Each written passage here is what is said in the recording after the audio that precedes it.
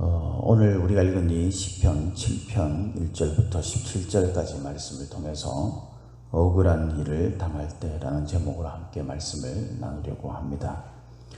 시편 7편 말씀은 개인 탄원시로 분류가 됩니다. 개인적으로 어려운 일을 당했을 때 그때 하나님 앞에 이제 탄식하면서 기원하는 탄원하는 그런 내용으로 구성되어 있죠.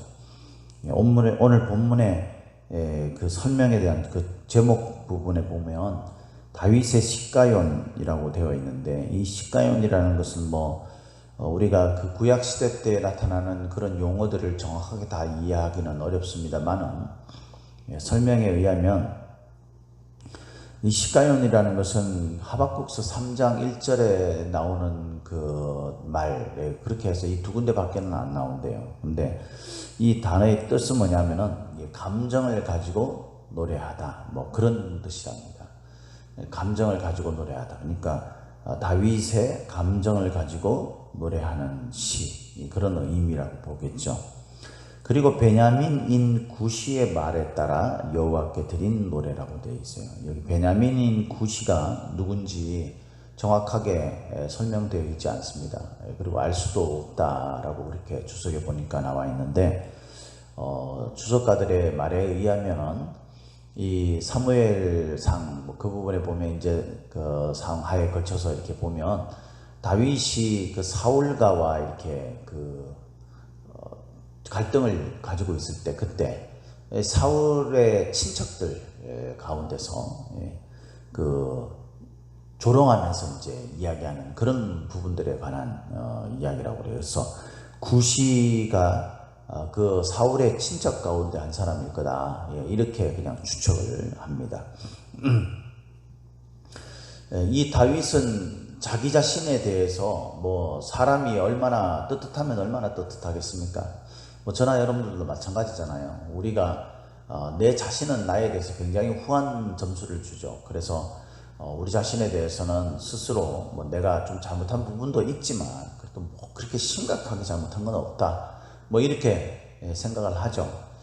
그러나 우리가 그 객관적인 입장에서 보면 우리의 잘못인 경우, 내 자신의 잘못인 경우가 태반입니다.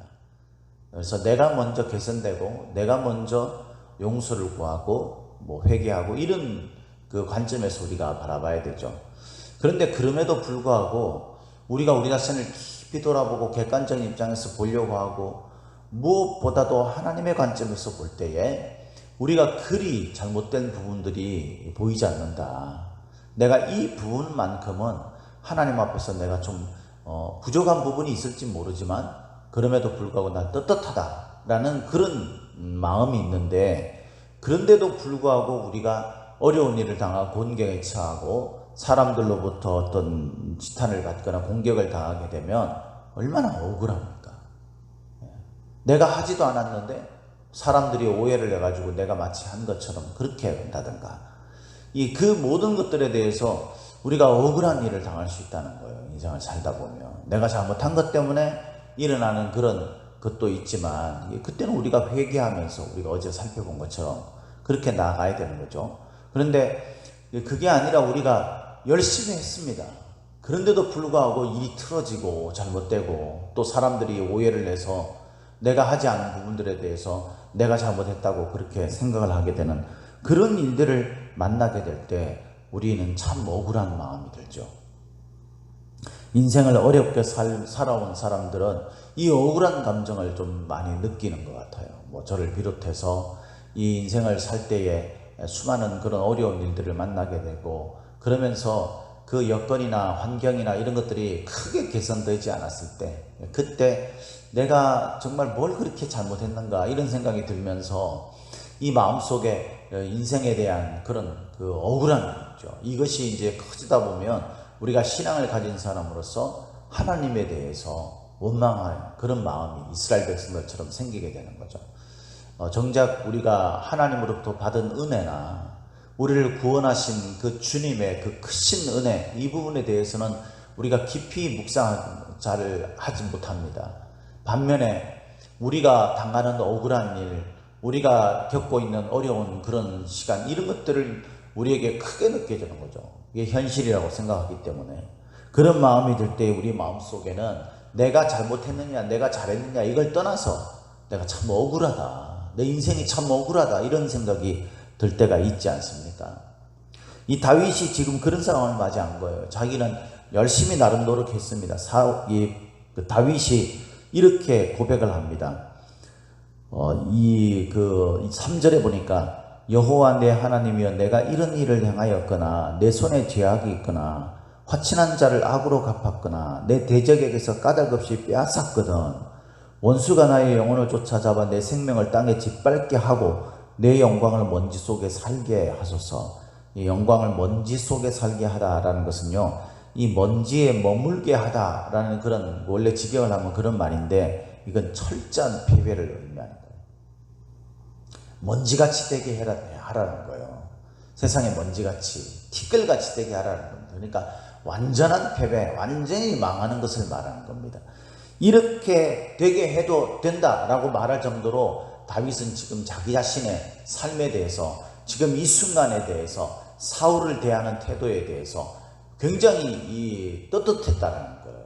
마음속에 자신의 잘못에 대해서 이야기하는 사람들을 향해 난 자부심을 가지고 있었다는 겁니다. 나는 잘못이 없다 이런 자신감이 있었다는 거예요.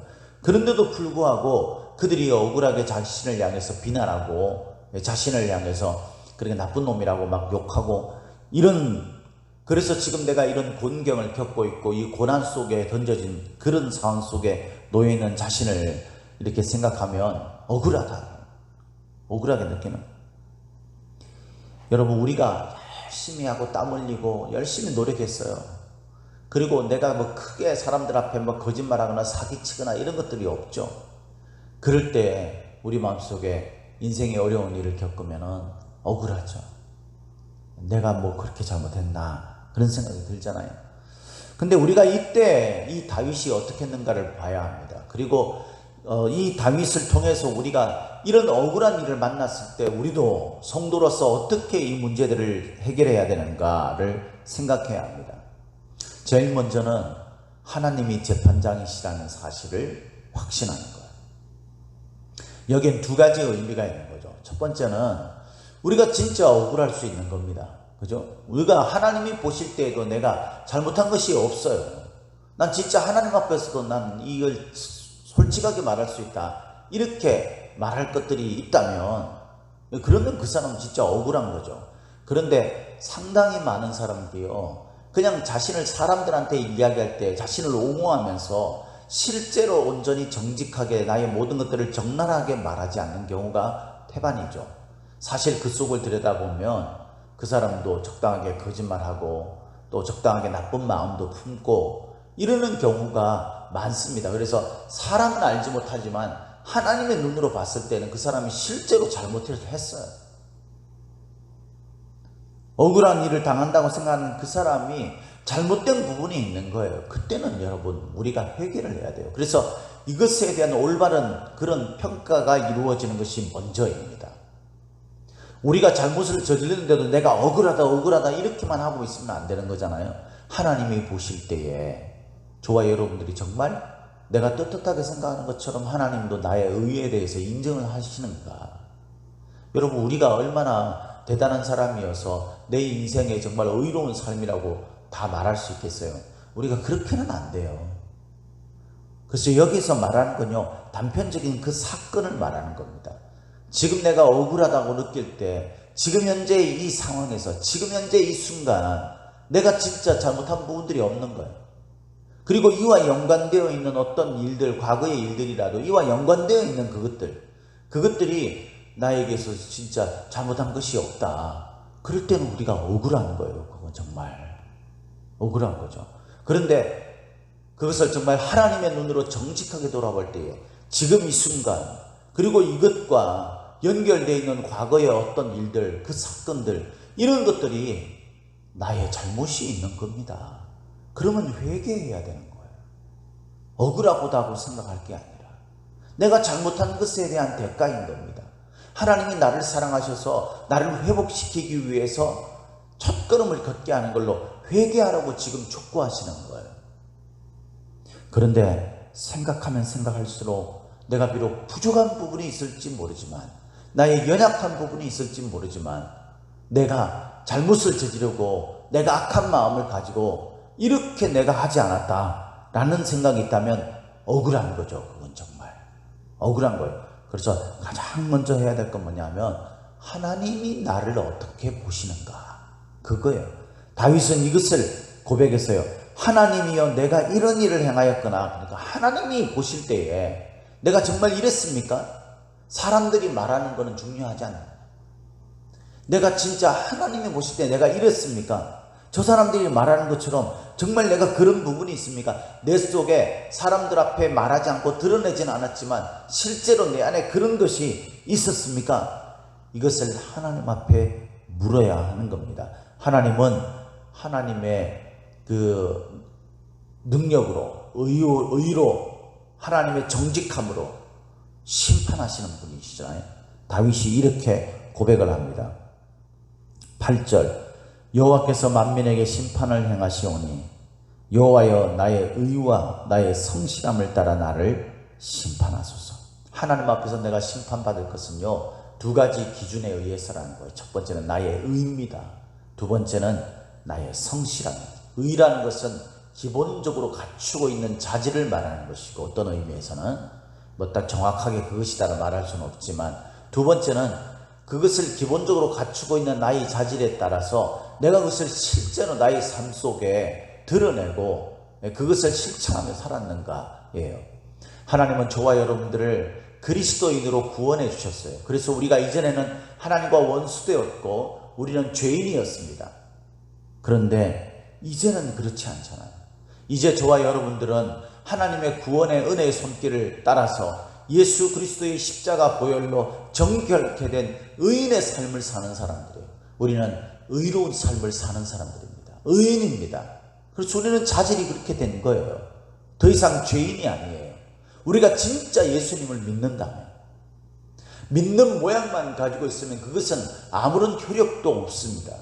오히려 그 빈 껍데기인 것으로 인해서 우리 스스로 내가 의롭다고 착각할 수 있는 거예요. 그것이 아닙니다, 여러분. 진심으로 우리의 마음속에 살아계신 우리 주 예수 그리스도만이 진리이며 그분만이 나의 주님이신 것을 고백, 그분의 말씀에 따라 나의 삶을 살고 그분의 기준에 따라서 내 가치가 정해지고 죄와 의가 구분되어지는 그런 삶을 가지고 있는 믿음의 사람인가, 이게 나의 본질이 된 거잖아요. 이것을 먼저 점검하라는 거야, 하나님 앞에서. 두 번째는, 그렇다면 내 삶이 바뀌어야 되는 거잖아요.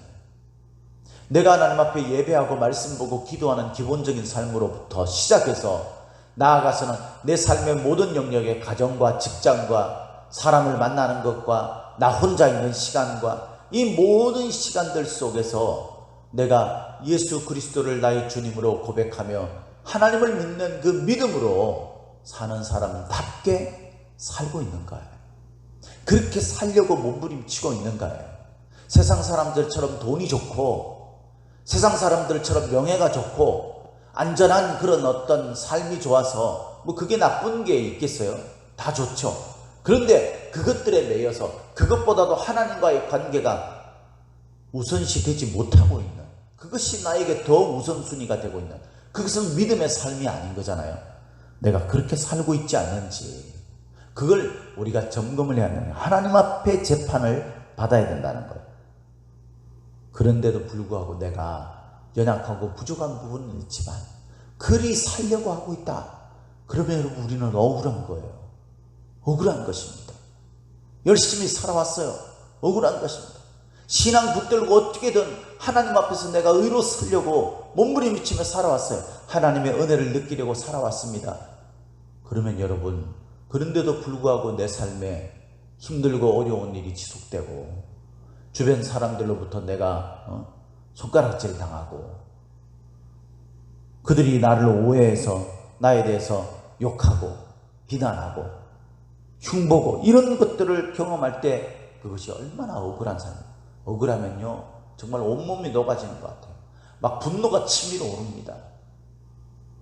근데 여러분, 믿음의 사람은 앞서 이야기한 대로 내가 의와 성실함으로 하나님 앞에 심판받는 데에 있어서 하나님께서 인정하시는, 부족하고 연약하지만 그럼에도 불구하고 하나님이 그래 맞다, 너는 그렇게 살아왔다 라고 말씀하는 사람이라면 우리가 그 믿음으로, 그 의로, 그 성실함으로 이 문제도 바라봐야 되는 거예요. 나의 억울한 부분도 그것으로 바라봐야 되는 거예요. 하나님은 그런 나의 믿음으로 인하여서 내가 마음속에 믿고 확신하고 있는 하나님은 어떤 분입니까? 하나님은 이런 하나님이잖아요. 악인의 악을 끊고 의인을 세우시는 하나님입니다. 이것을 세우소서라고 이야기하는데, 이 하나님께서요, 이렇게 하나님이여 일어나소서 또는 깨소서, 여기 보면 세우소서 이렇게 이야기하는 것들은 다, 구원하소서 이런 것들은 다 하나님을 어떤 존재로 인정하냐면은, 이 당시에 이제 그 원수들이나 이런 사람들이 소위 말해가지고 아주 그 힘이 센 그런 사자라고 그렇게 표현되어 있잖아요. 2절에 보니까 이 사자를 능히 찢어 죽일 수 있는 용사로 표현하는 겁니다. 하나님이 군사로 표현하는 거예요. 나를 위해서 대신 싸우실 분으로 그렇게 표현하는 거예요. 다윗은 그것을 믿고 있었어요. 하나님과의 관계 속에서 하나님이 나의 억울함을 풀어주시고 하나님이 나를 대신해서 내 원수들을 대적하실 그런 분이라는 것을 믿는 겁니다. 그것이 우리 마음속에 믿음으로 살아나야 되는 거예요. 그래서 하나님 앞에 그것을 이야기하는 겁니다. 하나님, 당신의 그 용사로서요, 그 힘으로 악인들을 끊고 하나님이 진짜 나를 의인으로 인정한다면 주님 저를 세워달라고 그렇게 기도하는 거예요. 그러면서 이렇게 하면 이야기합니다. 의로우신 하나님이 사람의 마음과 양심을 감찰하시나이다. 감찰하시나이다. 여러분, 이 감찰하다라는 말이요, 그 윗절에 보면 나를 심판하소서라는 말과 연결이 되어 있어요. 하나님께서 나를 그 하나님의 눈으로 그렇게 재판을 하신다는 거죠. 그러기 위해서 하나님께서 끊임없이 내가 악인인지 아니면 나의 원수들, 나를 괴롭게 하는 그 모든 것들, 환경이든 그게 사람이든 그것들이 잘못된 것이든 그것을 하나님의 눈으로 감찰하고 계신 거예요. 그러면서 그런 관점에서 하나님께서 심판하시는 겁니다. 하나님께서 재판하시는 거예요. 감찰하다라는 이 말이 샤프텐이라고 되어 있는데, 이 말이 뭐냐면요, 정죄하다 그런 뜻이 아니에요. 그런 뜻이 아니라 권리를 찾아주다, 억울함을 풀어주다라는 뜻입니다. 하나님께서는 나를 심판하시는데, 그 심판하시다라는 말이 스파틴이라는 말이죠. 이 심판하실 때에 나를 지속적으로 감찰하시면서 내가 악인인지 아니면 나를 힘들게 하는 것들이 악인인지 그걸 잘 감찰하셔서 그걸 심판하시고 난 다음에 하나님께서 나를 심판하시는 겁니다. 그 심판은 내가 죄인이 될 경우, 내가 악인이 될 경우에는요, 내가 정죄를 받는 거예요. 그러나 내가 의인이라고 하나님 앞에 인정을 받는다면 하나님께서는 내 권리를 찾아주는 겁니다. 나의 억울함을 풀어주시는 거예요. 그분이 바로 하나님이세요. 우리가 그 하나님을 믿고 있는 거예요. 하나님은 재판장으로 언제든지 심판할 수 있는 준비가 되어 있다라고 말씀하고 있죠. 11절과 12절에 그죠?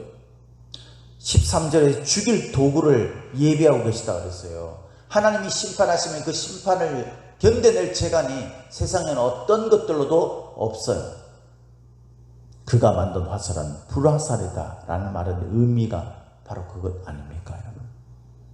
사랑하는 성도 여러분, 악한 것들은요, 결국 악한 그것으로 인해서 심판을 받을 겁니다. 우리가 세상 사람들과 동일한 모습으로 나의 문제를 해결하려고 하지 말아야 되는 것이 이유가 뭐냐면요, 제꾀에 빠지기 때문이에요. 제꾀에. 저는 여러분 주변에서 잘 먹고 잘 살고 그러면서 나는 평안하다, 나는 아무 문제 없다 이러면서 사는 사람들을 보면 때로는 그 사람이 인간적으로 어떨 땐 정말 솔직히 말씀드려서 어떨 때는 부러울 때도 있어요. 저렇게 정말 저렇게 신앙 없이 살고도 믿는다 말만 하지 실제로 신앙의 삶을 살지 못하면서도 저렇게 아무런 어려움 없이 그렇게 승승장구하는 것 같고, 그런 걸 보면 저 사람 참 어떻게 저렇게 할 수 있지, 이런 부러운 마음이 들 수도 있죠. 그때도 있어요, 솔직히. 그러나 여러분, 대부분은요 불쌍한 거예요. 자신이 정말 실패가 별로 없이 그렇게 해나가는 것마다 나름 어려운 일도 좀 겪기는 하지만 그래도 크게 겪지 않고 그렇게 나가는 사람들을 보면 자기 스스로 어떻게 생각하겠어요? 자기에게 문제가 없다고 생각하는 거예요. 근데 그것이 올무가 되는 겁니다. 그러니까 회개할 기회를 놓치는 거예요. 하나님이 지금 심판의 칼을 갈고 계신데 그걸 모르는 겁니다. 왜? 자기가 어려움을 안 겪고 있으니까 그냥 잘 해나가고 있는 것으로 생각하는 거예요.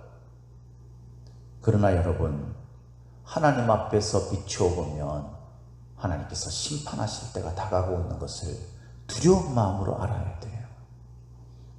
결국은 이렇게 사는 것이 지혜로운 삶이다, 내가 세상을 잘 사는 것이다, 저렇게 궁상맞게 사는 것이 그게 과연 신앙의 삶인가, 하나님께서 그를 도와주셨다면 그렇게 살 수 있겠는가, 이렇게 말하는 그 말로 인해서 스스로 내가 잘못을 저지르지 않고 있다고 착각하게 되는 것이고, 그것이 결국 올무가 되어서 재앙이 자기 머리로 돌아가게 될 것입니다. 억울한 일을 겪고 있습니까? 내 인생이 억울하다고 생각되십니까? 하나님 앞에서 먼저 심판을 받으십시오. 하나님이 보실 때에 내가 비록 부족한 부분이 있지만, 연약한 부분이 있지만 그럼에도 불구하고 나름 믿음 붙들고 열심히 살려고 했다, 그런 생각이, 그런 확신이, 그런 떳떳함이 듭니까? 그러면 여러분, 억울한 게 맞습니다. 그러나 여러분, 우리가 그런 마음을 가진 믿음의 사람이라면, 믿음을 가지고 있는 사람이라면 그 내가 믿는 하나님이 어떤 하나님인지도 아시길 바라요. 그 하나님은 나의 억울함을 풀어주실 겁니다. 때가 되면 하나님께서 나를 높이 세우실 겁니다. 내 권리를 찾아주실 것입니다. 때가 되면 악인들이 내가 보기에 저 사람은 저렇게 하고도 마치 복을 받은 것처럼 저렇게 잘 살고 있는데 라고 부러워했던 그 사람들이 결국에는 그 재앙이 자기 머리로 돌아가는 날이 반드시 오게 될 것입니다. 하나님 앞에 심판대 앞에 서서 그것을 인정받게 될 것입니다. 그것이 드러나게 될 것입니다. 억울한 삶을 살고 있는 사랑하는 성도 여러분, 하나님이 억울함을 풀어주실 분인 것을 믿고 하나님 앞에서 늘 하나님이 감찰하시는 눈앞에 떳떳한 삶이 되도록 열심히 사십시오. 억울하다고 너무 생각하지 마십시오. 하나님께서 그 억울함을 풀어주시는 날이 온다는 것을 꼭 믿으시기를 예수님의 이름으로 축복합니다. 축복합니다.